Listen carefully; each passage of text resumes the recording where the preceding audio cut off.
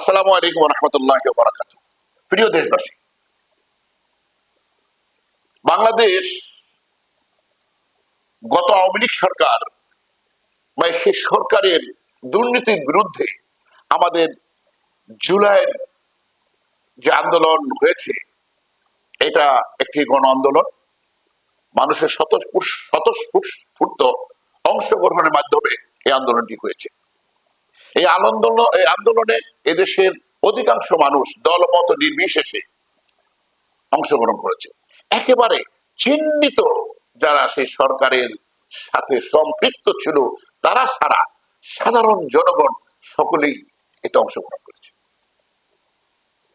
এই যে অংশগ্রহণ করেছে, এই যে জুলাই যে আন্দোলনটা সফল হয়েছে, এটা কারো ব্যক্তি, কোন দল, কারো জন্য নয়। এটা একেবারে সার্বিক জনগণের স্বতঃস্ফূর্ত আন্দোলনের মাধ্যমে এই জুলাই আন্দোলনটা সফল হয়েছে।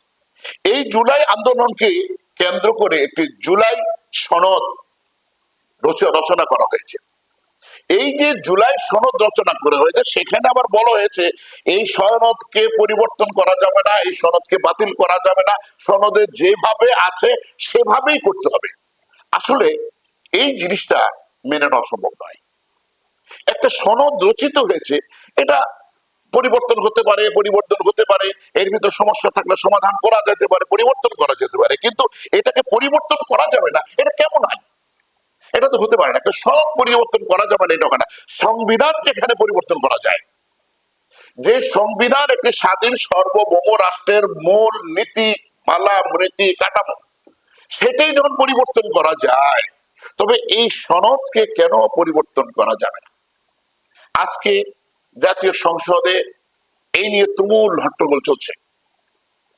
কেউ বলছে জুলাই সনদ বাস্তবায়ন করতে হবে, গণভোটের যে রায় দেওয়া হয়েছে সেই রায়কে বাস্তবায়ন করতে হবে। আরেক দল সরকার বলছে যে না, আমরা এই গণভোট এবং জুলাই সনদকে আমরা আলোচনার পরে আমরা সেটা বাস্তবায়ন করব। সংসদে আলোচনা হবে, আলোচনার পরে আমরা সেটাকে বাস্তবায়ন করব। আসলে তো স্থায়ী হওয়া উচিত। আপনারা সংসদ সদস্য যারা হয়েছেন, তারা যদি এটাকে নিয়ে আলোচনাই করতে না পারেন, তো আপনাদের মূল্যায়নটা কোথায়? তো সংসদ সদস্যদের একটা মূল্যায়ন আছে, তাদের যে একটা ক্ষমতা আছে, তারা যে আইন প্রণয়ন করার মতন করার যে ক্ষমতা তাদেরকে দেওয়া হয়েছে, তো তারা কি করলো? তাদের প্রয়োজনটা কি? যদি জুলাই সনদের ভিত্তিতেই যদি দেশ চলে, তবে সংসদ নির্বাচনের প্রয়োজনটা কোথায়? সুতরাং এই জুলাই সনদ এবং গণভোটের ভিতরে যেটা আছে, এটাকে পরিমার্জন অবশ্যই প্রয়োজন। যেটা যেটা স্বার্থ সংশ্লিষ্ট, যেটা যেটা জনগণের স্বার্থে যে জিনিসগুলো আছে, সেগুলোকে বাস্তবায়ন করা হোক। আর জনগণের স্বার্থে যেগুলা নেই, জনগণের বিরুদ্ধে যেই কথাগুলো যাবে, আমরা সেই কথাগুলোকে আমরা বাদ দেব। যেমন এখানে আপনি যদি গণভোটে যান, গণভোটের সম্ভবত ৭৪ বা ৮৪ নম্বর একটা লাস্ট যেই ধারাটা বা লাস্ট যেই দিয়ে দিচ্ছে, ওপেন গভর্নমেন্ট ডিসকাস, মানে মানে এটাকে কি বলা হয়, যে ওপেন গভর্নমেন্ট ডিসকাস যেটা বলা হয়, সেটাকে বাস্তবায়ন করতে হবে। এই যে জুলাই সনদ, এই জুলাই সনদ যখন রচিত হয়, তখন এনসিপি এই জুলাই সনদে স্বাক্ষর করে নাই। কেন করে নাই এই প্রশ্ন করার পরেও তারা এর কোনো উত্তর দেয় নাই। এনসিপি এই স্বাক্ষর না করার পিছনে তাদের নিশ্চয়ই কোনো একটা কারণ ছিল, তারা করেন নাই। কিন্তু এখন এই জুলাই সনদ নিয়ে একটি বিতর্ক উঠেছে, এবং গণভোট নিয়েও একটি বিতর্ক উঠেছে, যে জুলাই সনদকে আমরা বাস্তবায়ন করব কি করব না, বা পুরোটা বাস্তবায়ন করব নাকি এর সংস্কার করে আলোচনার মাধ্যমে আমরা বাস্তবায়ন করব। বিরোধী দল বলছে জুলাই সনদ যেভাবে আছে সেভাবেই বাস্তবায়ন করতে হবে।